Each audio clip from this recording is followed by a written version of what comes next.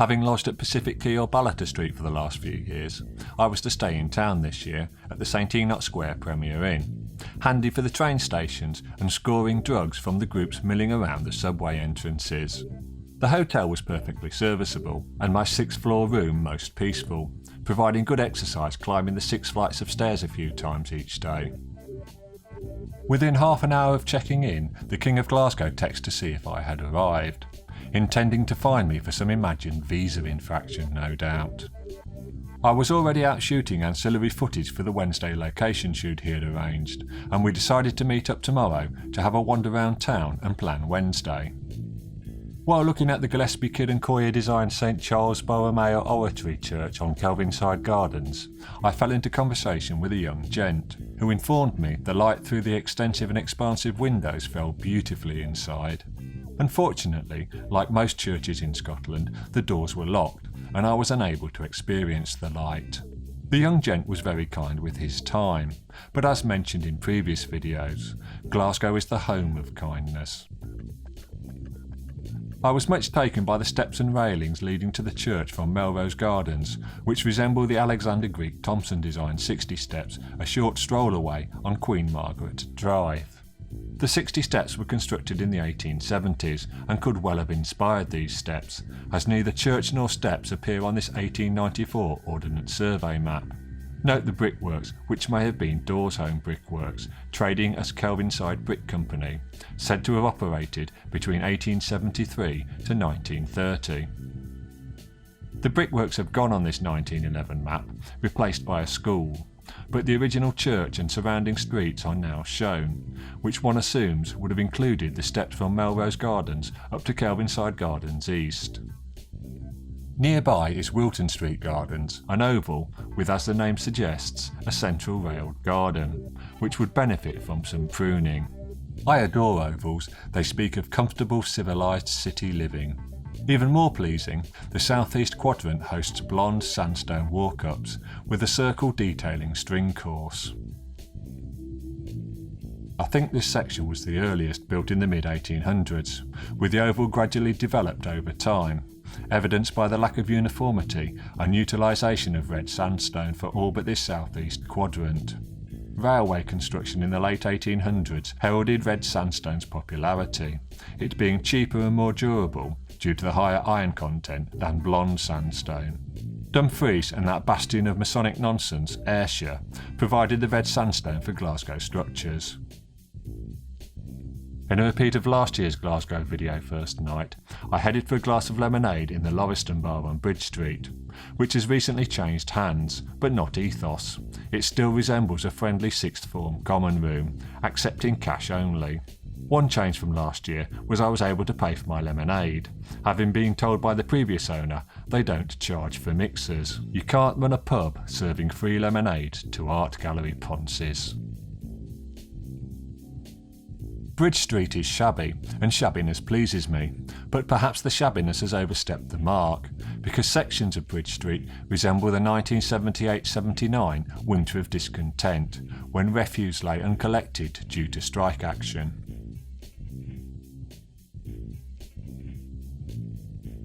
The King and I arranged to meet at Laboratorio Espresso on West Nile Street at 10:30.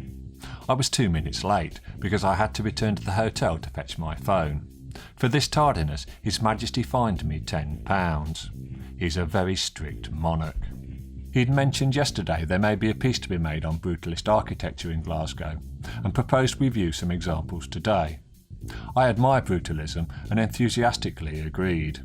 I'm only going to look at one brutalist building we viewed, in case we decide to make a brutalist Glasgow video in the future, but it's a building of beauty.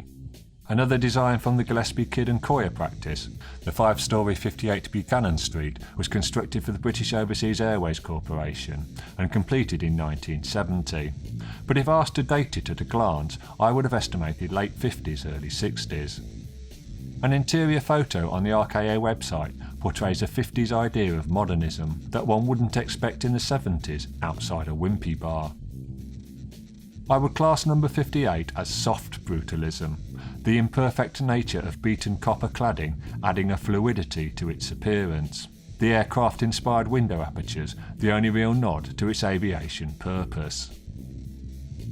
British Overseas Airways Corporation merged with British European Airways in 1974, forming British Airways, when I assumed the building found a new use. Traversing Renfrew Street, the King mentioned he was schooled in the area, and I put forward taking a look. Schooled in the area meant St Aloysius College, revealing his man of the people projections as artifice.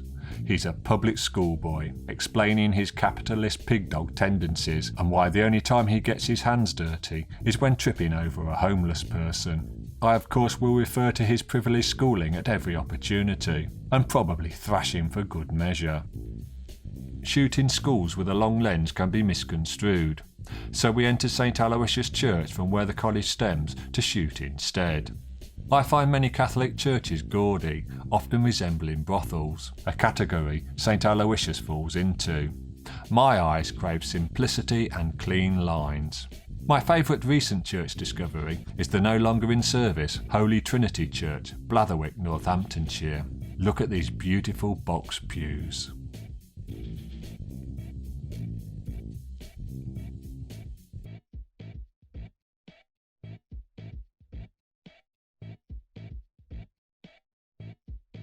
It was decided lunch should be taken in Nippon Kitchen on West George Street, where the ex-public schoolboy partook of a bento box and this working class hero sampled a spicy soup noodle bowl.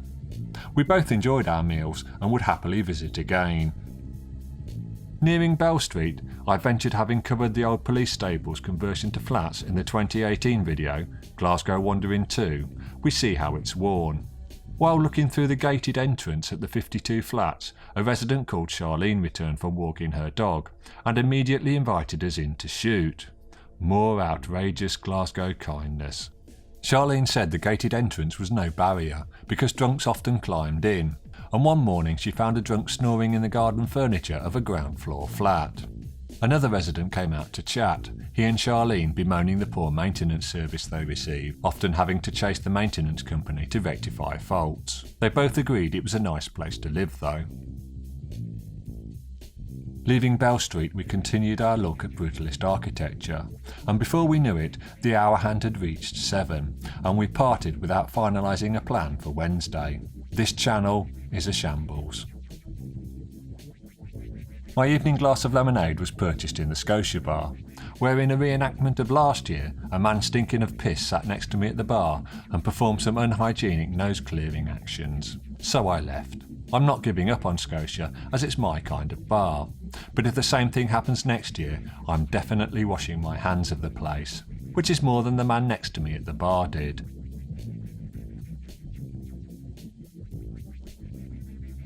Apparently, my Glasgow visa stipulates I leave the city every other day, so I caught the train for Dumbarton.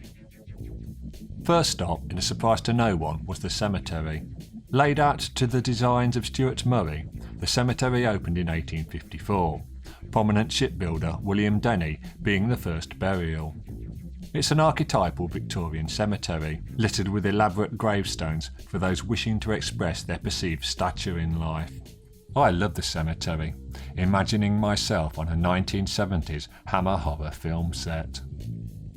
The water fountain was presented by London Dumbartonshire Association in memory of those killed in the First World War, and is where I pondered where to visit next. Opposite Dumbarton Football Club, their crest of a castle atop an elephant, adapted from the Dumbarton town crest, where the elephant is Dumbarton Rock, because it's said to resemble an elephant if you squint heavily. After drinking heavily, Queenswater apartments are under construction. Advertised as luxury, aren't they all? 2-bedroom apartments, with prices starting around £250,000. These are typical boxes with balconies that seem to be the only dwellings architects design these days. They're not offensive, they're not anything really, although the sun certainly favoured them on my visit. One can't fault the apartment's location. Waking to views of Dumbarton Rock and River Clyde would put a spring in anyone's step. Arriving at the foot of Dumbarton Rock, I spoke to a gent walking his dog, who pointed to this fenced-off section and informed me people used to climb the rock with ropes from this point in his youth. He had also ascended the rock from this area as a child, but on foot, as you could pick a meandering path round the rock to the top. He said I wouldn't miss much by not viewing the castle, so I didn't bother, and traversed the Foreshore Walk, where these rotting wooden structural remnants provide a poignant reminder of Dumbarton's shipbuilding past. In what could be a metaphor for the shipbuilding industry, Foreshore Walk suddenly ends, and one has to retrace their footsteps. There's no going back for shipbuilding in Dumbarton though. Lunch was a sandwich on Dumbarton Quay behind Lidl, which must be the best view behind any Lidl in the country. While admiring the view, I noticed a sunken vessel and asked a father and daughter walking by if they knew the vessel's background. The daughter said it was originally a dredger used to keep shipping channels in the Clyde clear, and it was sunk in the 1970s. She continued that some saw it as an eyesore, but she took the stance it should be respected for its contribution to Dumbarton's shipbuilding past, which should also receive more respect. She was a big advocate of and passionate about Dumbarton's industrial heritage. I asked another passerby about the tug. This, I was told, had appeared and been abandoned recently. It had originally been moored to the quayside, but youngsters had untied it, allowing it to drift into the quay. Back in Glasgow, I took the train from Central Station to Rutherglen to inspect the fire-damaged Overton Park bandstand covered in the 2022 vid 5 Days in Glasgow and Other Exotic Locations. In discussions with my Rutherglen contact, I was amazed to learn the bandstand hadn't gone on fire in the Glasgow vernacular. The fire was a result of genuine honest vandalism, perpetrated by youngsters who hang around the park being a nuisance. A periodic police presence since the fire has deterred the youngsters from congregating, my contact continued. That evening, lemonade was taken in the State Bar, where a blues band was playing. The blues is not my genre of choice, but live music provides a visceral response, resonating from feet through to chest. At the end of their set, the singer announced they would be back next week, so perhaps they have a regular gig there. I was much taken by the pub's central wooden bar. Definitely a recommendation if you're in God's own city.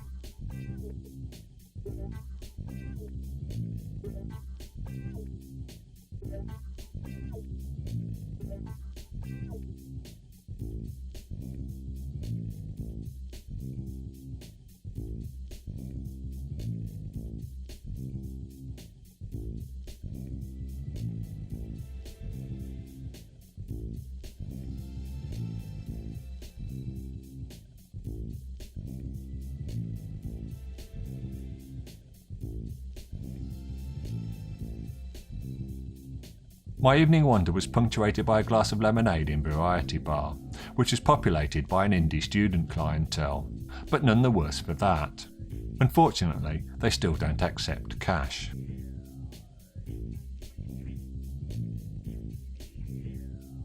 Adhering to my formula, Troon Cemetery was destination number 1. Well, there is no formula. I just ponce around aimlessly with my camera, talking to people. Entering the main gate of the 1862 open cemetery, I was underwhelmed at the flat, uniform layout. Continuing to the cemetery's rear section, my spirits lifted. I felt I'd entered an island burial ground, the space between each stone compounding the feeling of isolation and loneliness. I loved it and revelled wandering in the perceived bleakness.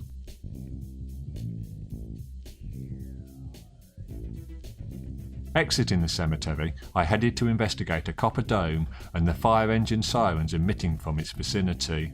The dome belonged to Marr School, opened in 1936 with funds bequeathed by Troon-born London coal merchant Charles Kerr Marr after his 1919 death. The school was intended for children of all levels of society to be educated together, and is said to have inspired comprehensive schools. As I approached, the students and teachers were outside the school, awaiting the all clear to head back to classes after a fire alarm. There were no signs of a fire, and in September 2022, pupils set off 7 hoax fire alarms in 12 days. This looked to be another hoax, but I have been unable to confirm this. Travelling the footpath alongside Marr College, sandwiched by a railway line on the left and golf course on the right, I was happily lost in sunshine and thoughts. Sunshine musings don't make videos though, so I asked a lady walking her dog if I could reach town along the path, to be told yes. Turn left at the bridge and follow the beach into town. Ah, the magic word, beach. Stepping on Barassi Beach, I was once again carefree. Memories of childhood seaside trips filling my mind. I'd read on the train journey kite surfing was popular in Troon, and I chatted with a gent setting up his gear for an afternoon surfing. He said he'd recently returned to the sport, his equipment being about 15 years old. He'd considered purchasing new equipment and had been surprised by the price escalation. A new board is around £800 and kite £2,000. Then there's several £100 for a wetsuit and numerous other bits and bobs. Continuing the conversation, he imparted he'd been at the gym at 4 AM that morning, completed his day's work and planned an hour or so's kite surfing that afternoon. He was a real man who obviously wears tan brogues even while kite surfing. Probably. The ferry was docked during my beach wandering and I pondered a trip to Arran, but it departed as I approached the terminal. The timetable showed I would have come straight back anyway, as its return journey was the last ferry of the day from Arran.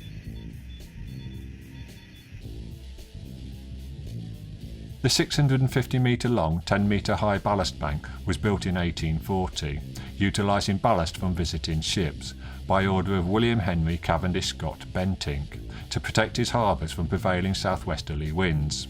The harbours constructed by his father, William Henry Cavendish Bentinck, in 1808 for coal shipments. Funnily enough, William Henry Cavendish Scott Bentinck was the name of the King of Glasgow's fag at his public school. Ballast Bank is a fantastic shoot and contemplation location, a must visit if you're in Troon. Just don't turn 180 degrees from the water or your equilibrium will be broken by ugly industrial sheds. Lunch was taken overlooking South Beach, followed by more carefree beach wandering and a reluctant return to the train station. While shooting yesterday, the King had recommended the toll booth on Salt Market as a friendly pub, so I headed for my evening glass of lemonade.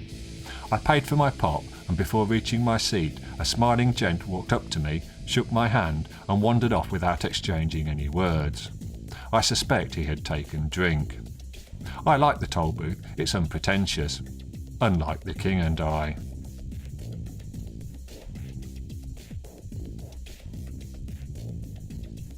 I nipped out just after 7 AM to stretch my legs for an hour and shoot clips for this closing montage, after which it was the Glasgow to Edinburgh Express and LNER from Edinburgh to the sunny south. Glasgow once again lived up to its Home of Kindness title. Many thanks to all those who answered my queries, and to Charlene for inviting the King and I into the Bell Street Police Stable flats. Thanks also to Joseph Lappin for allowing us access to Our Lady of Good Counsel Church in Denniston. As always, special thanks to the King of Glasgow for spending 2 days shooting and sharing his encyclopedic Glasgow knowledge. He's a star. Until next year, Glasgow my love, all things being well.